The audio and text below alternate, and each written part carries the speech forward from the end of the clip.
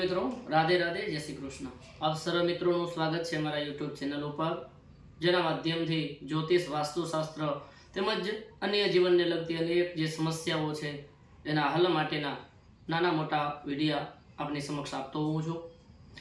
મિત્રો, આજે આવો એક વિષય છે કે જે આપણા બધાના જીવન સાથે વણાયેલો છે।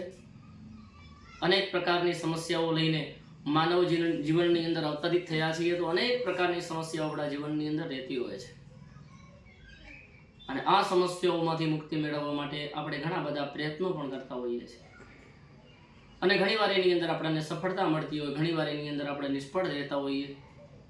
પણ આજે એક એવો સુંદર તેમજ સરળ અને બધા કરી શકે એવો ઉપાય બતાવવા જઈ રહ્યો છું, જેને ઉપાય કરવાથી, જે ઉપાય દ્વારા આપણે ઘણી બધી મોટી જે સમસ્યાઓ હાલના સમયની અંદર છે એ સમસ્યાઓમાંથી આપણે મુક્તિ મેળવી શકીએ।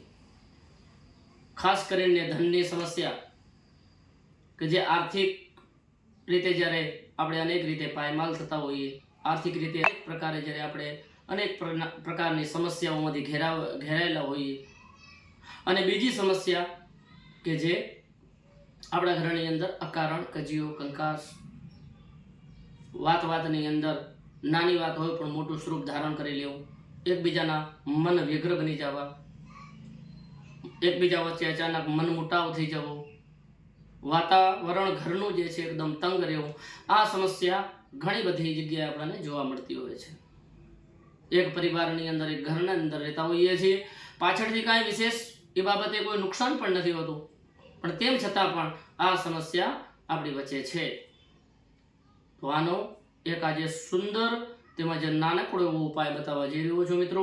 જો ભાવપૂર્વક, શ્રદ્ધાપૂર્વક અને જો એને સમયસર કરવામાં આવશે તો અવશ્ય લાભ થશે। ઉપાય છે કે રવિવારના દિવસે જ્યારે સંધ્યાકાળ હોય, સંધ્યાકાળે આ ઉપાય કરવાનો રહેશે।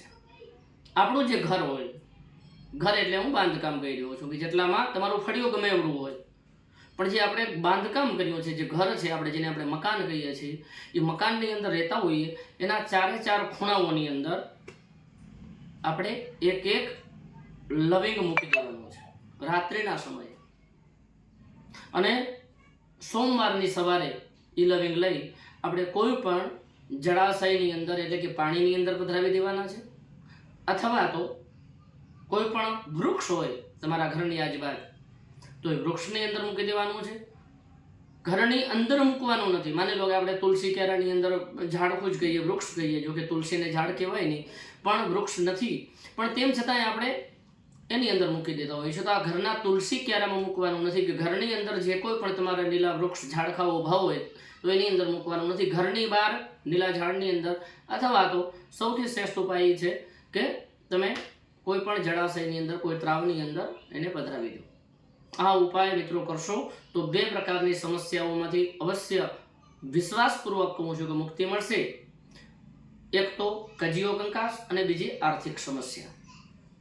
આ ઉપાય એક વખત નથી કરવાનો, આવા 4-5 રવિવાર કરવાના છે, જ્યાં સુધી આપણને પરિણામ ન મળે ત્યાં સુધી। કારણ કે આપણા ઘરની અંદર જ્યારે નેગેટિવ ઉર્જા હોય, આપણા ઘરની અંદર જ્યારે કોઈ પણ ખરાબ ઉર્જા હોય ત્યારે જ આપણા ઘરની આવી સ્થિતિ હોય અને આવું વાતાવરણ બનતું હોય।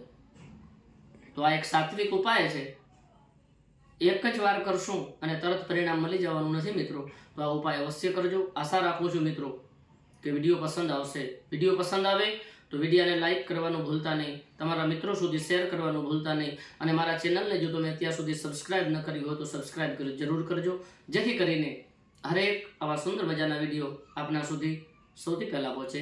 જય મહાદેવ, રાધે રાધે, જય શ્રી કૃષ્ણ।